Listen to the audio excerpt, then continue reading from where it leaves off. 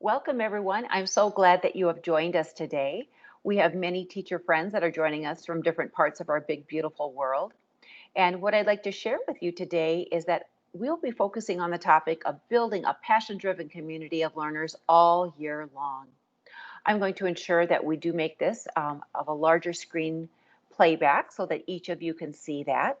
In the back channel chat area that I provided you, you also will have access to the full slide deck and supportive resources. I'd love for you to be an active participant in our learning, so I've always made sure to include many different ways that you can reflect today and share your passion for learning. So I'm so thankful that you're here today. My name once again is Naomi Harm, and I am joining you today from the West Coast of the United States. I'm originally from the beautiful state of Minnesota, which was located in southeast Minnesota, where I could travel through between Minnesota, Wisconsin, and Iowa. Actually, it would only take me 45 minutes, and that's called the tri-state area. So that's where I'm originally from. I actually moved to California over 4 years ago, and I was located near the Napa Valley region, just west of Fairfield, if you know where that area is, and about an hour south of Sacramento. Absolutely love that area as an educational strategist for a major corporation, for an Intel and Dell company, helping them get their educational division set up. And then also working with Wonder Workshop, which is makewonder.com, and to help write the curriculum for Dash and Dot the robot. So I had such a fun adventure there. Now my new teacher hat is, and as I've always had, I own my women in leadership company called Innovative Educator Consulting, and I work with fabulous educators from around the globe, and like all of you that are here today. So where I've landed is in beautiful Cave Creek, Arizona. So it's about 40 miles north of Phoenix is where I'm located. It's a tad hot here today. I was having an online conversation with Andrea earlier. It's going to be about 112 today, actually. It's quite hot. It will be a dry heat. Yet in the evenings, we usually try to enjoy the outdoors or early mornings. We'll get through this heat that we're in right now. It'll take about another week or 10 days, and then it's going to cool down to be in those beautiful upper 80s to enjoy the pool once again. Okay, so today's session, our big focus is all about you. That's why you're here today, and to build your learning confidence when it comes to instructional approaches to cultivating a stronger and more compassionate based community of learners. So I am so thankful that you've joined us today. Three learning areas of our targeted learning outcomes is that we're going to review what a passion-driven community of learners can look like. We're also going to be discovering new collaborative team building approaches and to get your students really excited with tech enhanced and also some opportunities to infuse social emotional learning as well as unplugged or no tech at all, but hands-on creating and making opportunities. And I always mention the word opportunities because it really is the focus of how I'd like to help our students to really ignite their passion for learning, and so that we can better understand the perspective of where our students are coming from and how they learn best, where they learn best, and how we as an educator can support them to be the best student that they can be and to be extremely present each and every day in their learning.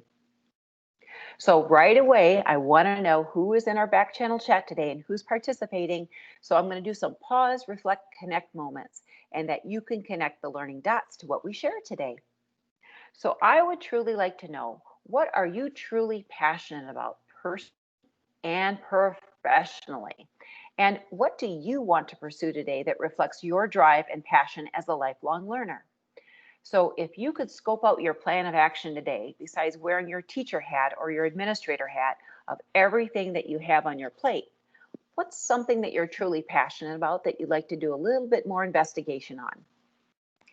And as you do that, I'd like to see where you're at in your learning today. Okay, I'll take a minute, so I'll pause, and I'm going to look to my other device to see what you're sharing, but love to learn with you.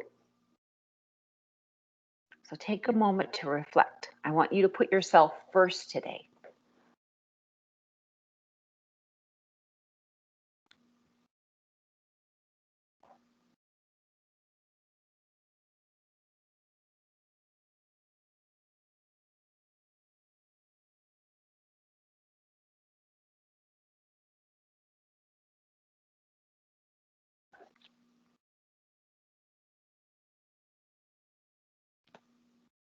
Okay, I'll take just another few seconds.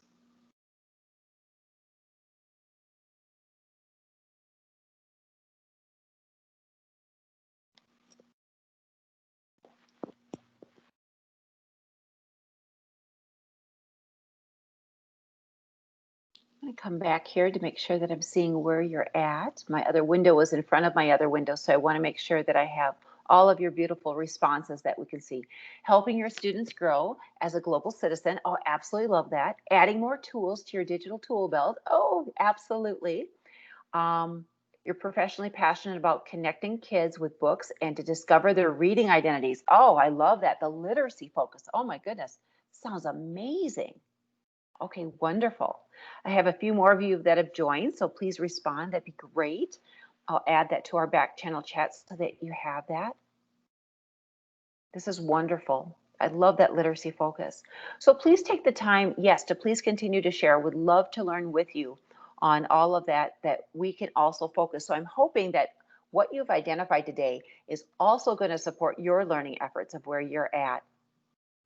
I'm going to go back and make sure that we go full screen here so that you can see our learning. Okay. And with that learning today, thank you so much for sharing your passions. It's really important that we don't forget about ourselves as educators because so many times our plates are so full and we're giving 200% all the time to our school districts, to our students, to our teacher colleagues, and to our families, yet we forget to take care of ourselves. So it's really important that we keep that on our frontal lobe, you could say, that we need to make sure that we do identify what we're passionate about professionally and personally and invest in ourselves. Give back at least 15 minutes each day to pursue those passions because we will be a much more happier learner in everything that we do. Now, here's a little insight. I love to read almost like they're called coffee table books. So that's a little bit more about me. Sometimes I find myself when I have a big, thick book to read, it takes me longer to get through it. That's when I usually will subscribe to Audible or other books that I'd like to listen to so that I can learn with it as I'm walking or working out or at the same time if I'm taking a car ride. Yet these coffee table books are quick wins for me because I can sit down and say, I am going to invest in my reading moments that I can sit down and read for the next hour and just have a quietude moment.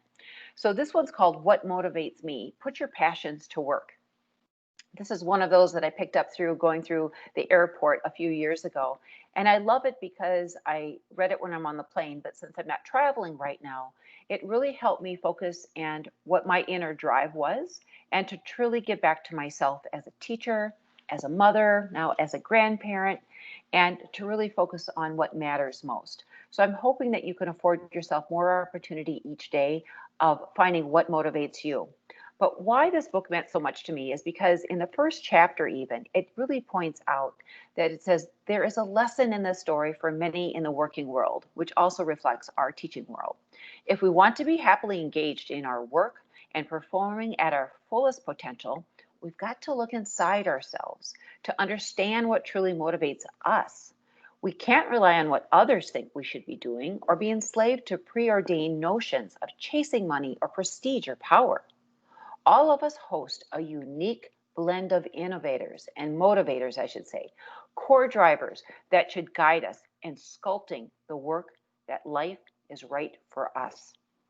So, and that's a Freudian slip, I should have said there, right? I said blend of innovators and motivators. I personally am always striving to find what is that innovation that I can achieve that truly motivates me. So that's where that word came in.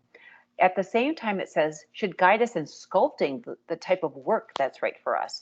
So that's really where we as teachers are putting on a new designer hat right now. And especially with everything when it relates to COVID, we're reinventing education as we know it.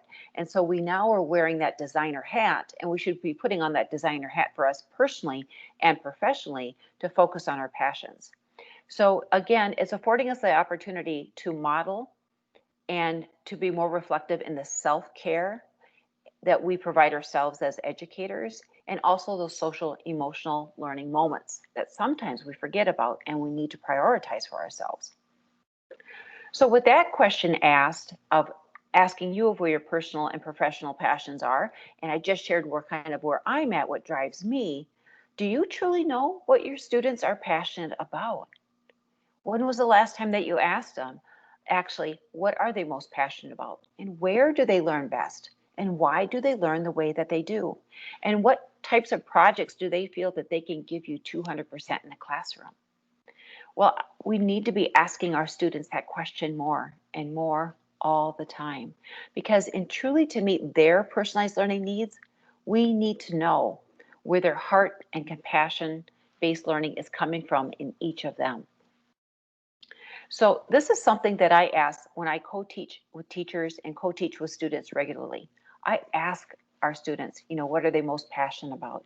I get them thinking differently that if they could reinvent education, what would their day look like in the life of a student? What would one class period look like in the life of a student? So I pose that as a quick write. And basically, it's I really have my students really listen to the question that I pose, but then they basically listen to that prompt. So they really think differently and reach into their inner souls and really think about it for at least a minute or maybe 2 minutes. Yet they write then for a sustained 3 minutes. And it's amazing what they can write in 3 minutes. And from there, they really showcase what they're passionate about, what they want to change, but also how can they be a solutionist to contribute to the change. So we need more opportunities for students to reflect, to really help us understand how they come to the table as a learner in each of our classrooms. Some other things that I do to build a compassionate group of learners right away with my students, not only personalizing it to learn how they learn best, I would take that quick activity that I just shared with you, and I will introduce that to my students in dynamic duos. So then I have an activity that's called Clock Partners. Clock Partners has been around for a very long time. I set the stage for learning that students, even before the essential writing activity, that students identify and find a clock partner. What that means is that if I have a group of students in my room or in my online environment, we find a common time that we have an open space on our clock sheets. So if my name is Naomi and I have an open spot at 1 o'clock, I look to my other students and to say, hey, is there anybody else that has a time slot open at 1 o'clock? And then I may have that maybe Roberta will say, yes, Naomi, I have a time at 1 o'clock. So on my clock partners, I put Roberto down, and then Roberto on his timesheet, he puts down Naomi down. Now, this isn't necessarily the time that's running throughout our day. It's just a common time in place where our students can identify a certain time that they can meet.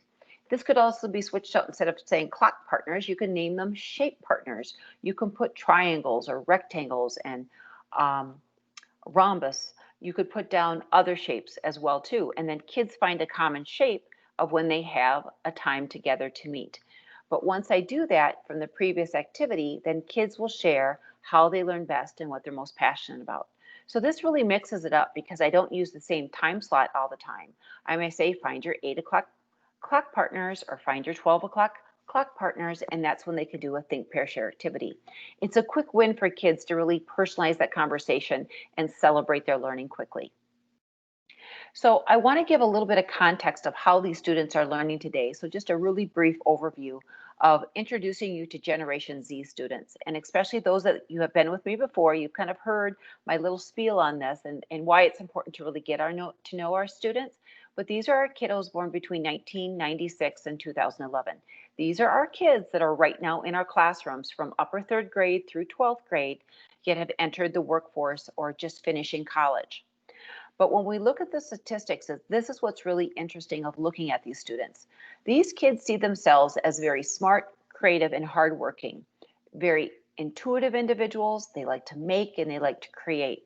But when you look at these statistics, this is where they say they really think that they're very smart, which they can contribute to a greater world of good. We've already seen that taking place in our pandemic, where these kids have done such a great social awareness with creating PPE gear, whether they're creating sewing masks or creating 3D printables and such items as that. So they're very creative, yet they're also very hardworking.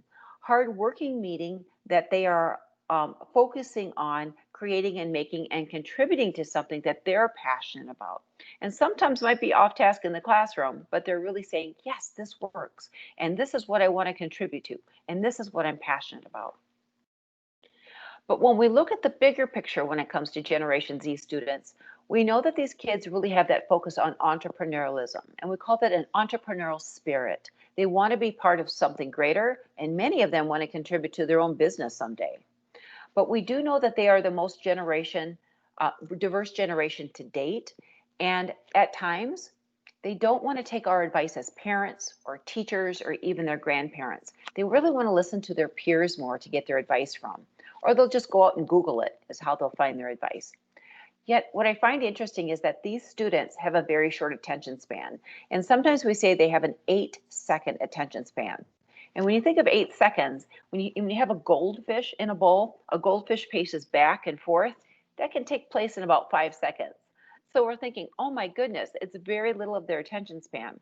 But what this actually means is that when they're introduced to a topic, even something that we introduce in our classrooms, these students have their mind made up within 8 seconds if they're truly going to be interested and invested in what you're showcasing and sharing with them, or if they're going to contribute to something greater, or if they're going to just tune you out.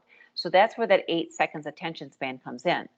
But these kids really do demand transparency. They want to be able to be invited to the table, share their 2 cents, have a voice and choice in their learning, and be part of that bigger picture to solve for that solution. So that's where it's really imperative right now. The other thing that we really know about this group of Generation Z students is how they learn best. And when we talk about how they learn best, it's really they prefer to work in small collaborative groups, and they still want some individual time to tinker, to make, to create, but to also reflect. So it's important that we give them both of those worlds. Yet a lot of them say, I don't like the large groups. Yes, we may have to meet, but make that shorter, but give me more time invested in a small group of learners, but yet also allow time that I can process that new information and share new information within my journal, or to connect it with something that I'm creating to make it more personalized. Yet a lot of our students right now prefer to have choice and passion-based learning pathways as part of their learning. So we do know that there's a large part that we as educators must share, must introduce, must cover as a standard. Yet our students right now also want to have a choice in that learning. So even though there's a bigger piece that kids must know the main concept, giving them choice of subtopics to investigate that can support that main concept is imperative, but also that passion-based interest, where they see that new learning, where it fits in their world.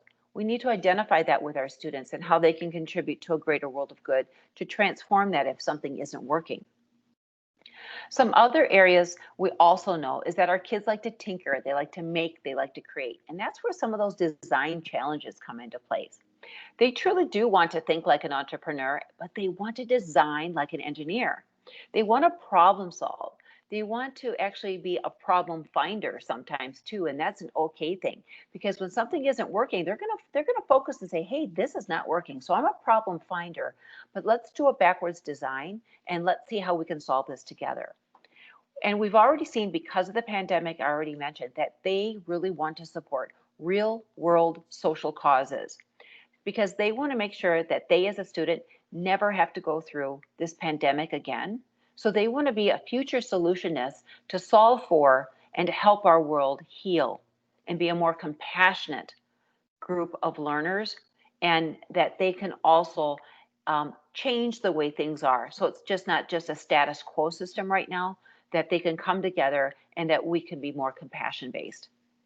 And that's really where it's showing that our students are active participants. They really want to actively learn. They want to be leaders in these global solutions, and they want to change how things are done. So here's some next tips and tricks in this section of how do we build a passion-driven community of learners, because of maybe past examples aren't working, and now going into this pandemic that we're in, whether we're going back face-to-face, whether we're going back as a hybrid model that maybe so many days the kids come face-to-face and the other is online, or some of you that are in a zone in our world right now that it's just not safe to go back.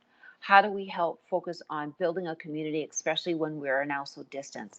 How do we build that empathy-based community of learners? And what are some tips and tips, techniques, and different areas that we can help our students? Okay, what's most important here is that we need to also afford them that we need to know that we are actively listening to understand them. So this is where it's called that cognitive presence. It's really in the importance of designing student-centered learning. And that's what it looks like in that classroom. So that cognitive presence, that students feel invested and why they're there and why to be part of that learning. The other focus is also how can we make all of these distance learning interactions more humanistic? Meaning, how can we also afford them more student-centered relationship approaches that I am inspiring those kids to have deeper conversations, bringing that human approach, more empathy-based, more compassionate-based as part of that learning.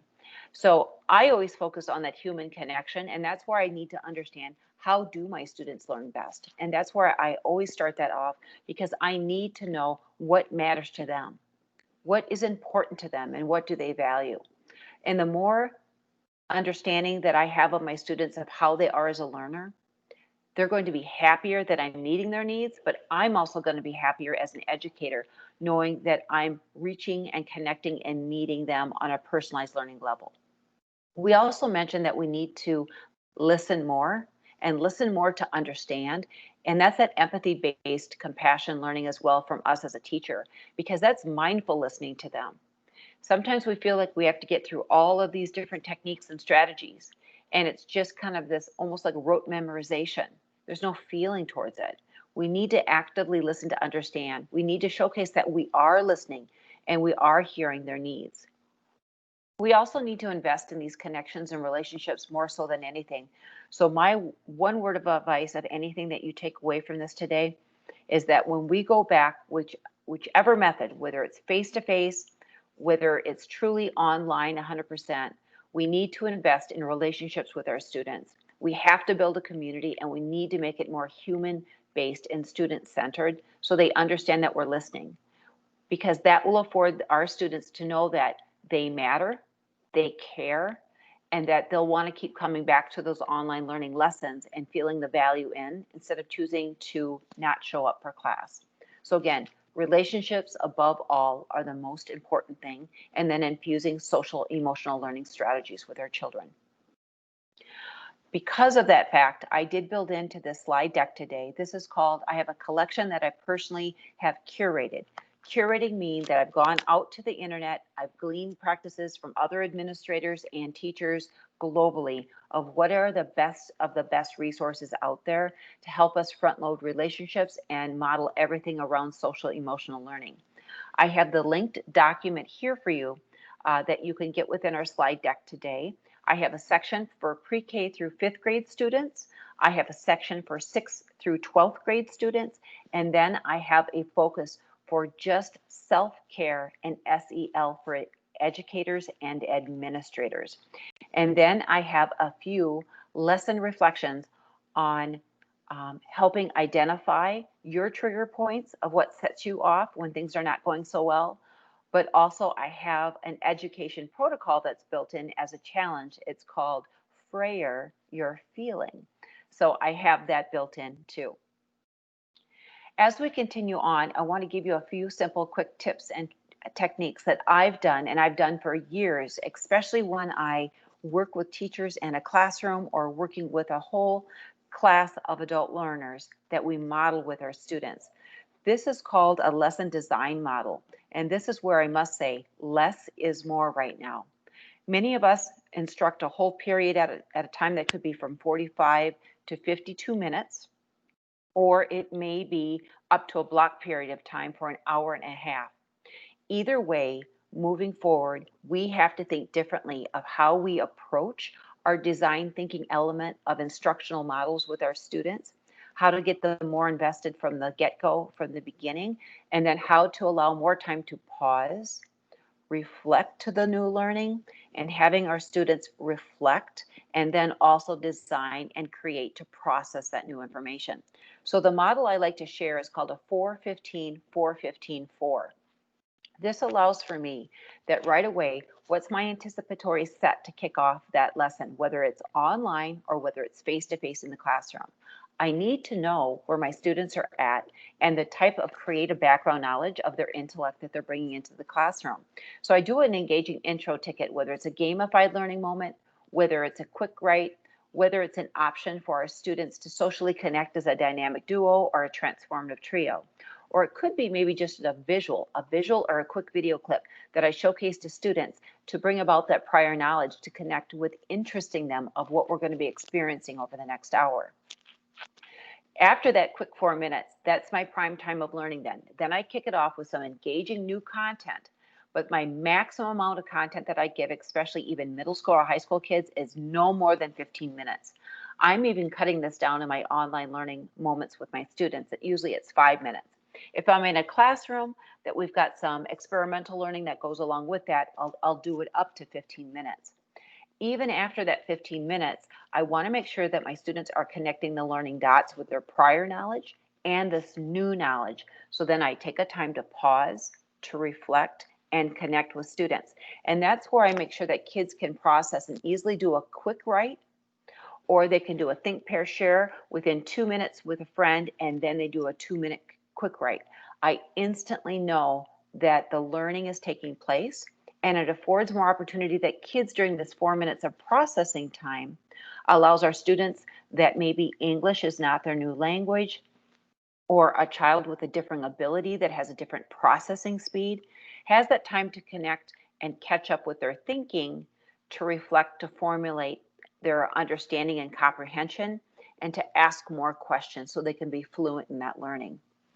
Then after that moment that we have, I then introduce that processing, apply, practice, and engage learning moment. And they do this with a thought partner. Students shouldn't have to be singly doing this. They can learn together because they're listening, they're asking more questions, and they're solving that problem together.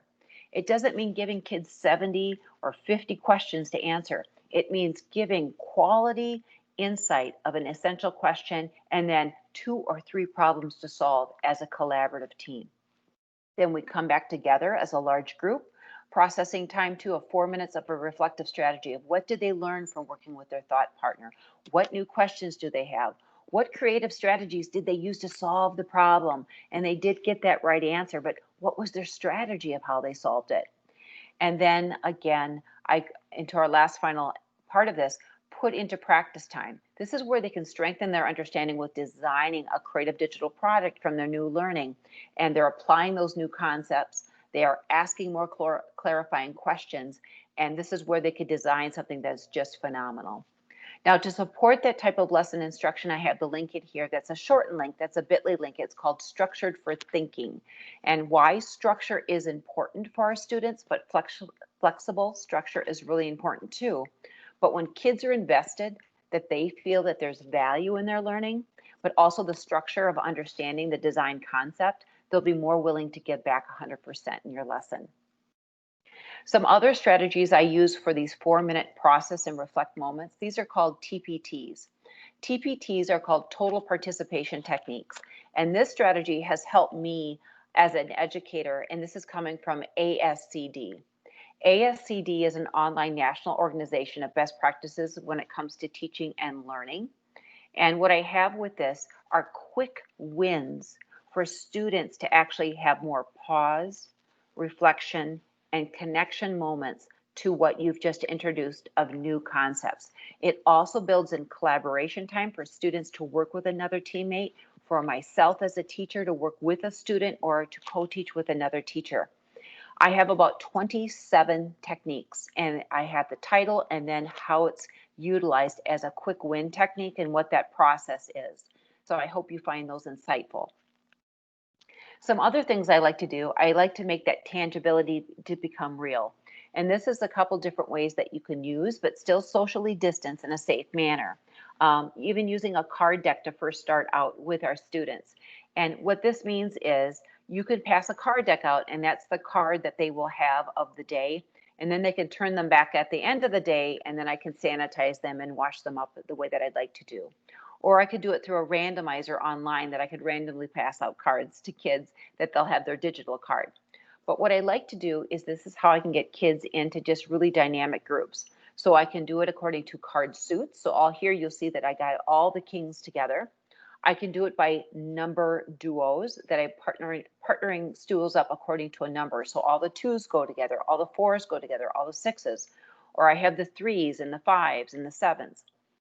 Um, I can do like numbers as well. So that means that I can do all the numbers as well that have the common number that is the same. I could do four of a kind. What does four of a kind look like? Three of a kind, two of a kind. And then the joker is wild cards. Does that mean that student that draws a joker, that joker gets to join any teammate for that moment of that learning activity? But just having different ways to make really diverse groups so that students can learn different perspectives, gain new background knowledge from these perspectives, and that building a stronger community of showcasing appreciation to be a better listener and being present in that learning environment.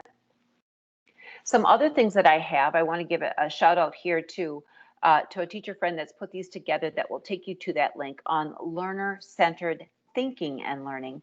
And these student-centered instructional strategies are very much quick wins, like the total participation techniques, of what it looks like that you can afford more cooperative learning in your classroom, more time for them to create media together.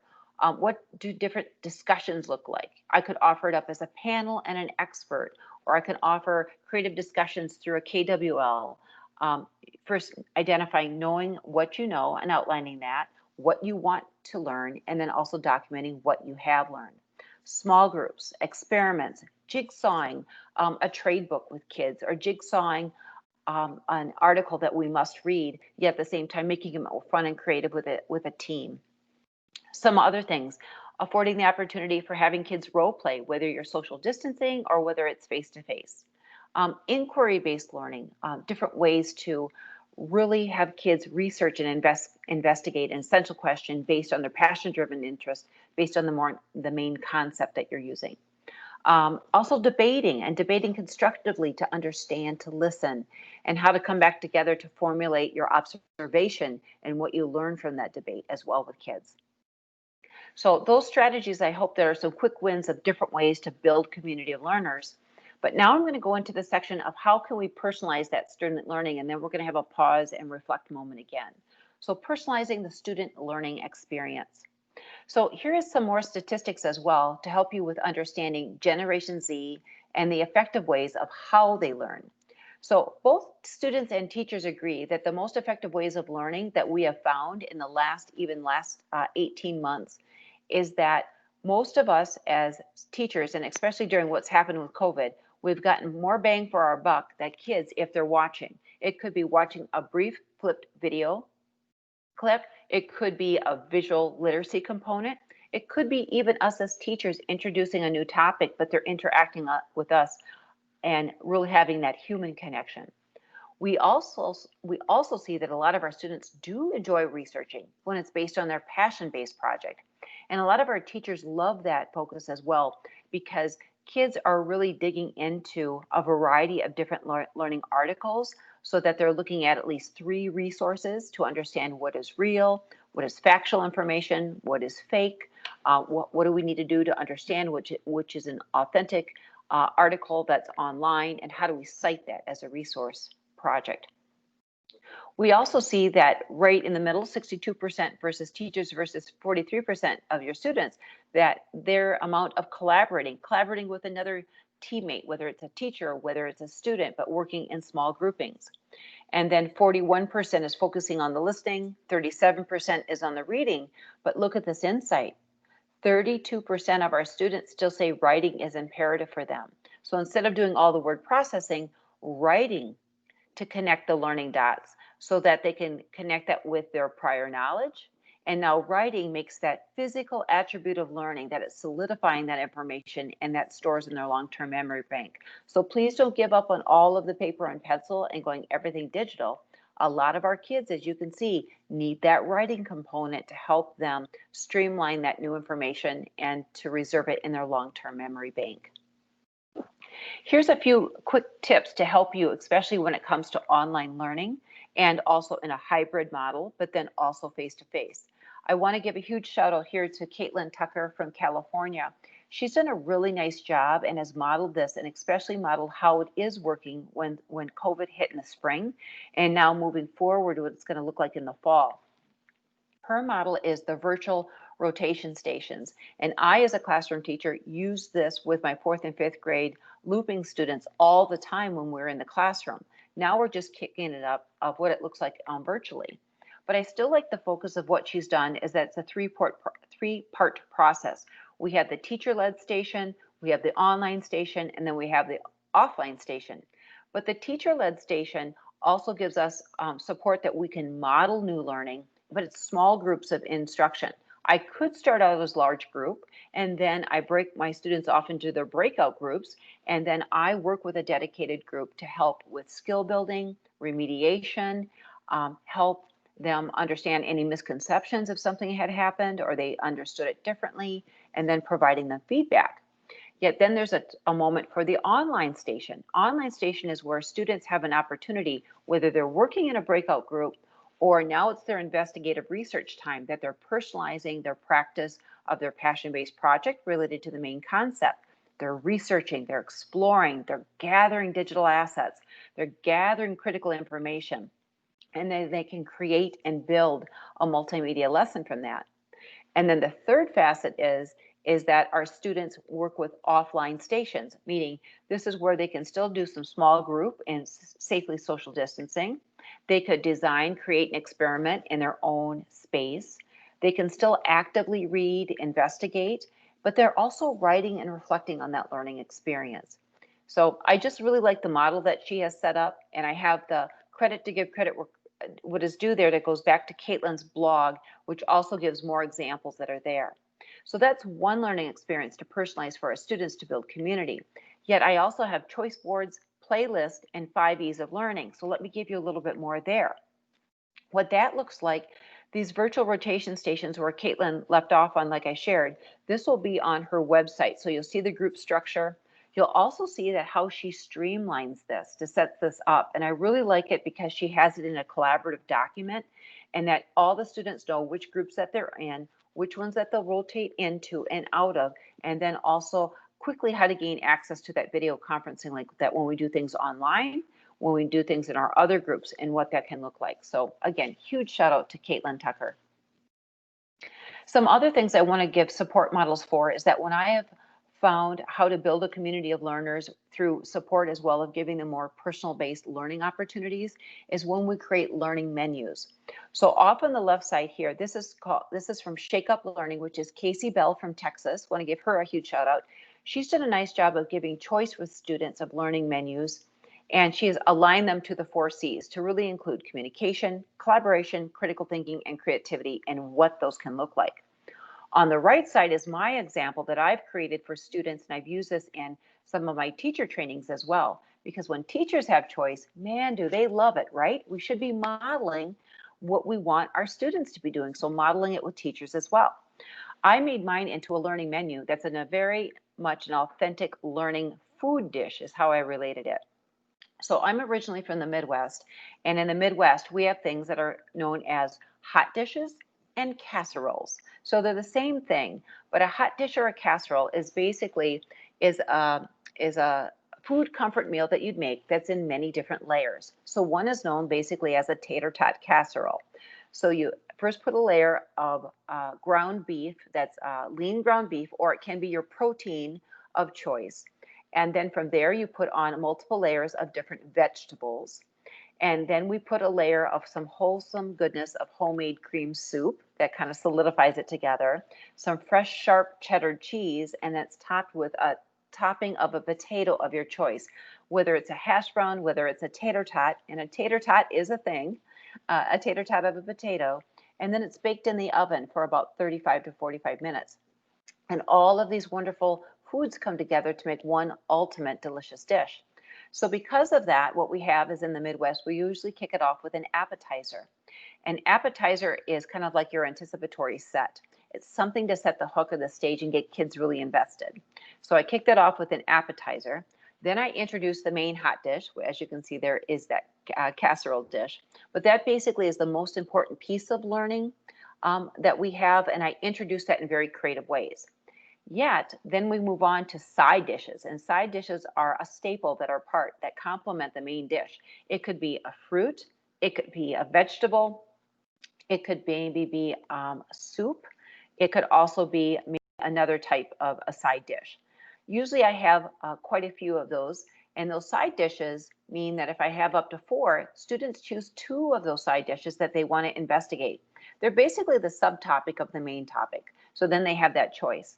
And then lastly, we always end up with a wonderful dessert of some sort. A dessert could be something small, it could be something big. Yet, as we have in where I'm from in Minnesota, I love to make homemade pies. And pies are just that great way, that comfort food that you can still enjoy, and it ends our meal together, but still enjoying great conversation with friends and family. The dessert here basically is what type of digital product, whether it's a physical maker product that kids can do with supplies and resources at home, or it can be a digital product that you're asking them to create and make to show their learning from the main dish and the side topics or side dishes that we have.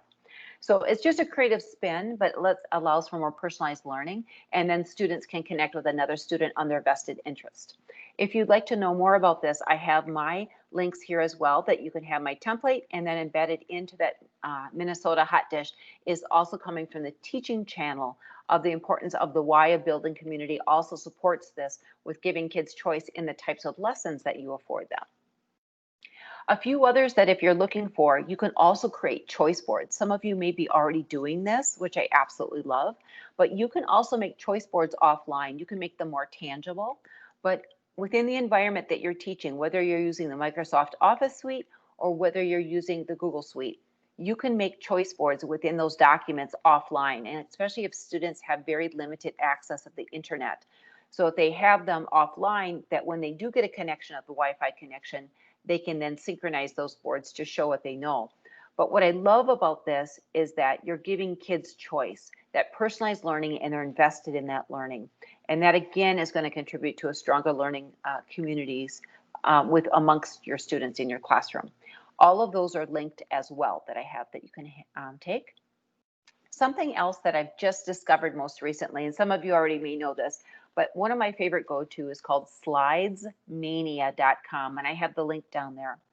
This is her latest that Paula, who's the creator of this, these are templates and tools that complement the Microsoft Office suite and the Google suite. And she's created a new, it's called Playlist Learning Model. And I love this because in case of your school does not allow YouTube, this gives the look of YouTube, and it gives you an actual template. And in that template, what you'll see here is that you can actually add your own video clip of your flip teaching segment, or it could be a video clip that is supported with your curriculum that you have access to, or you can embed from a source from Vimeo, or if it's coming from YouTube or another source. Yet what is wonderful is that this could be a great way to introduce some great team building activities with your students. It gives the directions of the text. Then on the next slide, you can challenge your students to create their own flip video and to tell their story about that team building activity. This can also support anything that you do in your content area to really kick it up a notch. And again, you're chunking out that learning in smaller, snackable, bite-sized chunks.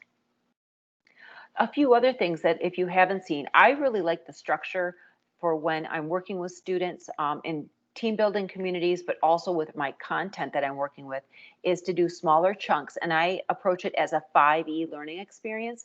And this is coming from the next generation science standards of the 5E model of instruction. So if you'd like more, I have that link there too. But it's really focuses on engage, explore, explain, elaborate, and evaluate. So smaller chunks and what that can look like. So I've got some of that built in. This example, again, is coming from Caitlin Tucker, so I want to give her credit where credit is due. On the next page, to expand that, what you'll see, she's even given some examples in that engage, explore, and explain, and so on, of what it can look like, of what you're doing modeling these experiences online, or if you're in a hybrid model, or when you're going back face to face, and what that can look like, and how you can student group that to ensure that students are coming together and representing their best selves and completing those tasks at hand. I also have a simplified doc template here that if you'd like to use to set up your learning experiences for your students. And this is one way that we've set up experiences for your students, whether if they're at the engage stage or they explore or they explain. And it really helps differentiate instruction in your classroom. So I've given you a lot of information, right? I've kind of gone over that 15-minute limit. So let's take a moment to pause and reflect and connect on our learning. Of all of those activities that I just shared from all the different models and strategies, what's one new teaching strategy that you will now try to implement to focus on your students' needs and really focusing on that importance of cognitive presence to provide them more student-centered learning and thinking experiences? So we shared some strategies on team building communities, some total participation techniques for students, areas to chunk out your lesson and your activities of online. What's something new that you think that you'd like to create or make? Okay, and I'll pause so that you can have a minute to reflect.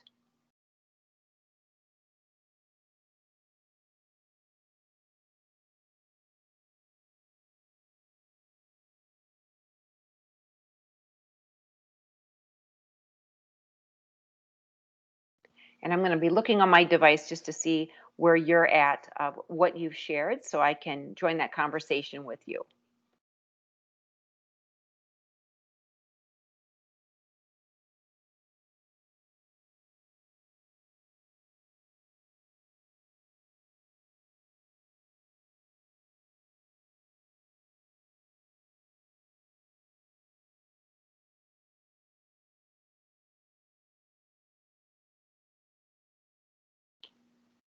So welcome, Susan. I'm sorry I didn't get to greet you right at the way at the beginning. Okay.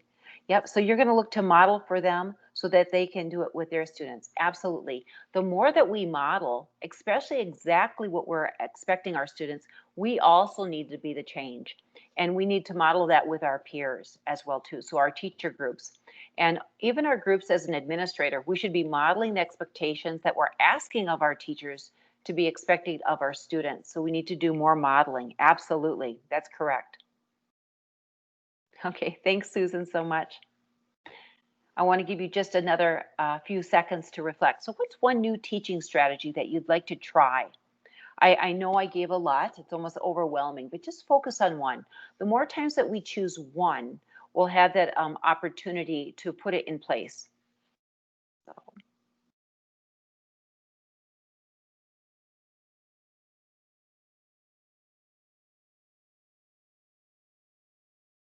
yep, and all of the links will be shared today again. Yes, and I'll make sure to pre-populate those that they'll be there again at the end of the lesson. If you joined us after the meeting started, then you don't quite see that in the chat, but I'll make sure we'll get those to you. That's not a problem. Okay.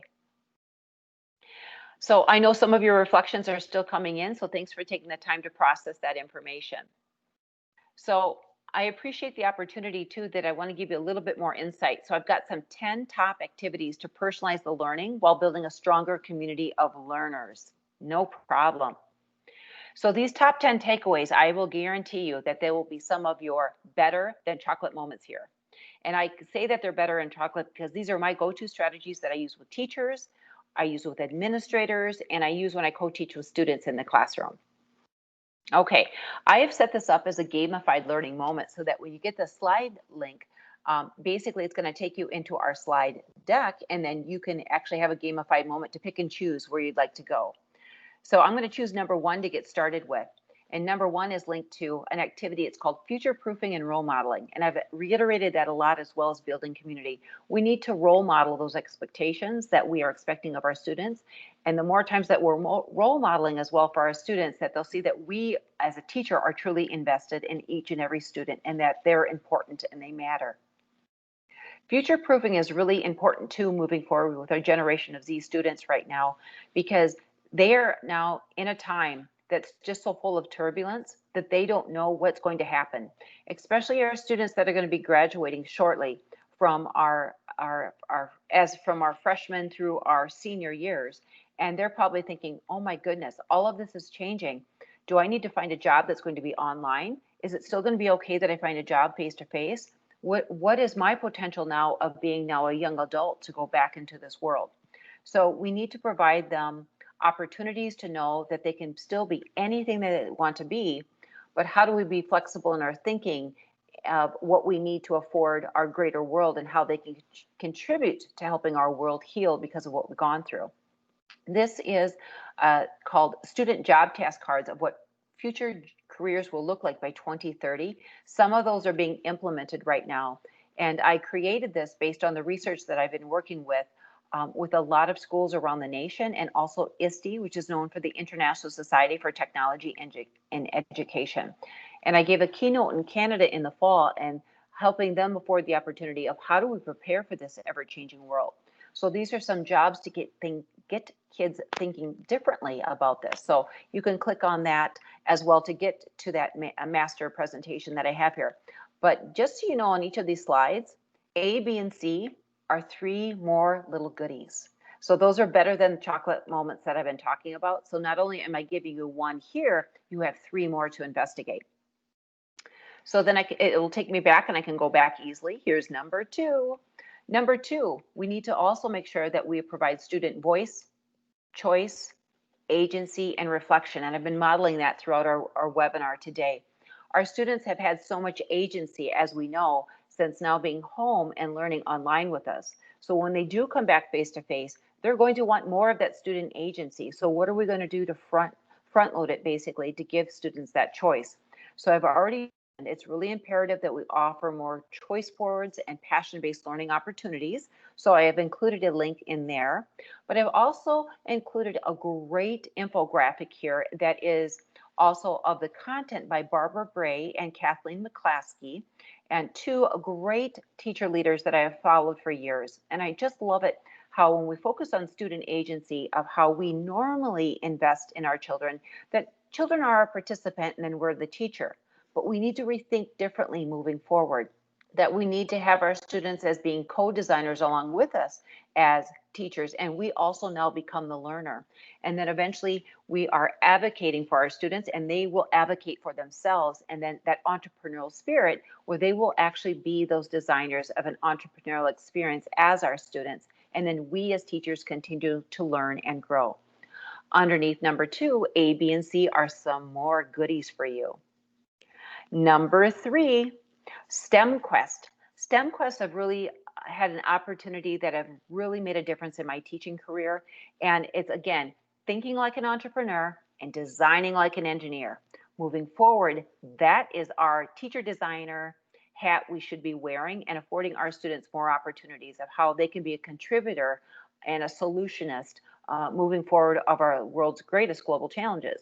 So we need to afford them these types of opportunities. My entire slide deck is there. Also a little bit more investigation on the brain-based research of 6-hat thinking that might inspire you, and some goodies underneath A, B, and C. Okay, number 4, passion to purpose projects. We've already talked about that importance, and that's also about building a stronger community of learners. If you want your kids invested and to really show up every day and be ready to really do their job as a learner, we need to invest in a passion to purpose projects. So I have an overview of what is Genius Hour and also thinking differently about moonshot thinking. What can I do from one activity or one lesson that I too as a teacher am very passionate about, and how can I kick it up a notch up to 10 times that amount to do a moonshot thinking moment to make that ordinary lesson extraordinary. So I have my entire slide deck built into there. I do have A, B, and C learning moments of some more goodies for you. Number 5, personalized learning playlist. Some of you may be already doing this, but to afford the opportunity and streamline the task for kids, if you want them to go deeper into even like that learning menu that I showed earlier, we should be front loading it with personalized learning playlist. And what I like about this example, and this will take you out to key examples of what that looks like. It could look like an audio podcast, meaning that I have 3 links that kids can listen to at their time and place. It could be a collection of 4 or 5 video clips that they pick and choose what they get to watch and learn. It could be built into a choice board. But more immediate access to help kids dig deeper into the main concept that you're instructing, but giving them a choice of what they want to listen to, what they want to watch, but still walk away with the wonderful content that connects all of those learning dots from that unit of study. If you like this focus, I have A, B, and C of how to set up your own personalized learning playlist, examples of what they can look like, and then more opportunities for students to be invested in that learning. Let's go back to number 6 now. Number 6, we should also be allowing more student agency, empowering our kids to actually co-teach and co-mentor alongside of us as teachers. So that's what's thinking differently moving forward within this pandemic. It's our time to shine right now, teacher friends. We need to reinvent education. And this can include students as being peer coaches to not only students in their classroom, but also us as teachers. If you like this focus, which also integrates into the ISTE standard, you may want to look underneath what I've shared with you underneath A, B, and C. So let's go to number 7. 7 is, I already introduced to you, but those virtual rotation stations, I wanted to include it here again so I could drive it home with you. It's important of how we introduce information online to build a community of learners, but also when a community of learners is created, how do we continue to invest in those student groups and help students be modeled learners and co-creators in that learning. A, B, and C has got some strategies to help you with those tips and tricks and techniques. Number 8, I cannot say this enough, but if you can introduce game-based learning and part of that front loading of building relationships with kids, they absolutely love a good game. And having kids be on a team, meaning they don't have to be competing against each other, but a team that they feel that they're helping one another. I've got a slide deck here that's from GimKit, Gamifying Your Class, that I think is a great way to get started of learning. And it also helps kids with a leadership board, and also there's some coinage built in that once they earn a certain amount of points, they can take those points that turn into coins and then invest back in to get superpowers of critical thinking, innovative thinking, other type of powers to help them build those powers up to play the game even better. If you like gamified learning, I have A, B, and C of some new strategies as well built into that. Number 9, I have education protocols and hyperdocs that you can use. Education protocols are quick wins that you can use for instructional frames of a lens on learning, that protocol stays the same. It's the content that changes is the only thing. So once students have streamlined that education protocol as a lesson frame, they understand the process. So every time that you introduce it, they'll say, oh, Mrs. Harm, she introduced, we have thin slides again. Okay, that means today, the question or the prompt that she's going to ask, I need to represent it with my best word choice or a phrase, also an image that actually reflects and adds deeper meaning to that word or phrase, and I need to do it all on one slide. And then when I look at the whole slide deck, I can see all of my teammates of what they're reflecting on. It individualizes and personalizes learning for each of your students. If you like that quick win strategy that you can get and introduce to students in 3 minutes or less, I have the whole collection here from John Kripko that he's allowed me to share, and they're called Smart Starts. And so it's a great way to start off your school year with Smart Starts. And this is your first 4 days, but you can make this last all month long. And I'd say that's a quick win right there. And number 9, I also wanted to share with you in the social emotional learning that I shared with you earlier on the SEL document. I also included in that document, it's called Naomi's Frayer of Feeling. I front load everything with building relationships, and especially when it comes to social emotional learning. So I took one of John's Smart Starts and I personalized it. So what Frayer of Feeling is that students can share individually with me that they describe a sign of stress that they've experienced. Then in the other quadrant, they describe a personal self-care strategy that has helped them get through that experience. Then also they identify 2 or 3 new personal self-care strategies that they could use from our wellness toolkit. And then from there, we always identify a teacher friend or a student friend that can guide, coach, and support us when we're not feeling so well. So I front load this so that kids really focus on themselves, also building a community of learners of quick win strategies from a wellness kit, and then always knowing that they have a trusted adult or friend that they can find compassion in to help them with that learning. If you like this, I have 3 more strategies over here for you that you can get into. And our last one is what we have here today, number 10, flip teaching and learning. Some of you asked at the beginning too, geez, I'd like to do some more flipped teaching and learning that once I get my building community started, what can that look like? Well, one of my favorite quick wins is I love to use Screencastify. The free version you can use for 5 minutes or less, which is essentially enough time to introduce any new topic, which is great. But you can also get the teacher version for about $24 for the year, or your schools can get a different pricing structure for even less if they have kind of a larger buy. But what I like about the Screencastify, it allows for me to capture my screen. I can put a picture in. I can do markups, annotations as well on that. But it allows for me then to create those active playlists of learning. And it helps me allow for more personalized learning that when I put it in a playlist, now students can create and make and watch at their way that they can process that's best for them. But then I inspire my students to create a flipped teaching segment too, that they can coach or peer coach me as a teacher and teach me a new technology tip or trick as well. So because of that, in our learning right here, I also have, if you want to learn more about this, I have my whole slide deck and video in here. I have my A, my B, and my C of all kinds of quick wins of what you can do for flipped teaching practice in the classroom. Okay, teacher friends. Now let's come back together as a large group, and as your final reflection as we close out this webinar is I'd like to know, what area would you like to focus on of one new teaching and learning strategy that has strengthened your teaching confidence that we modeled or showcased today? Or will this new instructional approach help guide and cultivate a stronger and more compassionate based community of learners amongst your students? And you can share your how and your why. And if you haven't noticed, I've built in, it's called Find Your Marigold. No matter what happens this year, it's going to be very different than we've ever anticipated before. And we need to find our marigold. We need to invest in ourselves.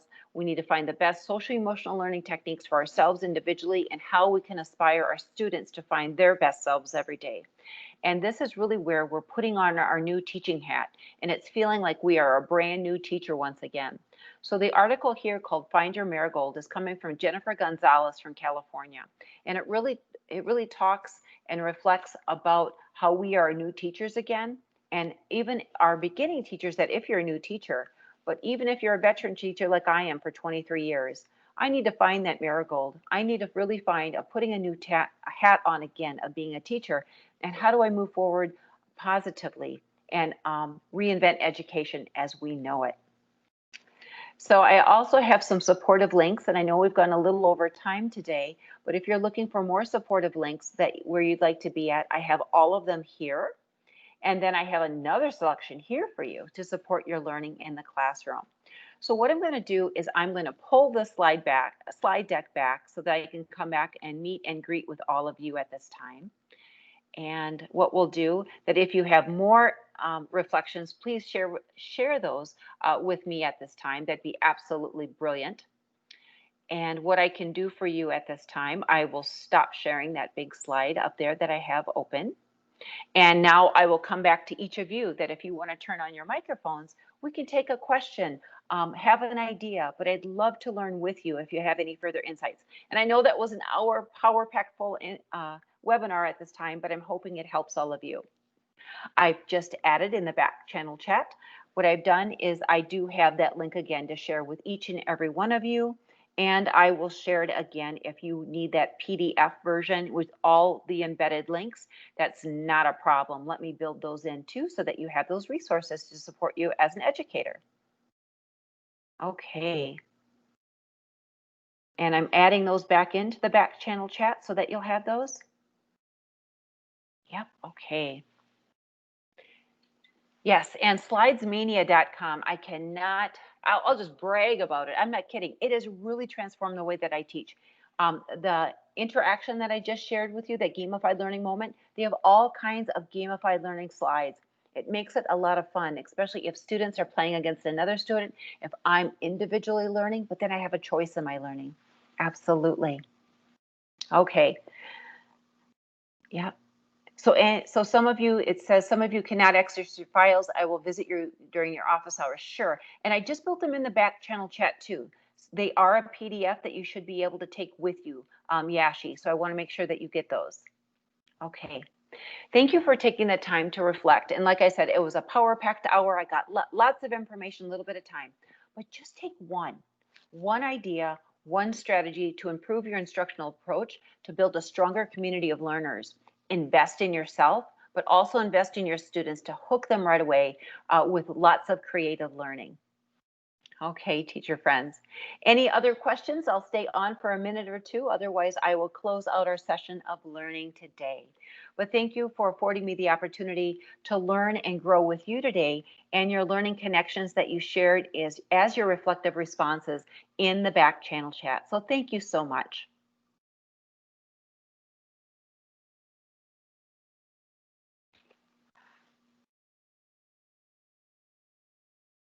Thank you once again, Andrea. I appreciate it as well.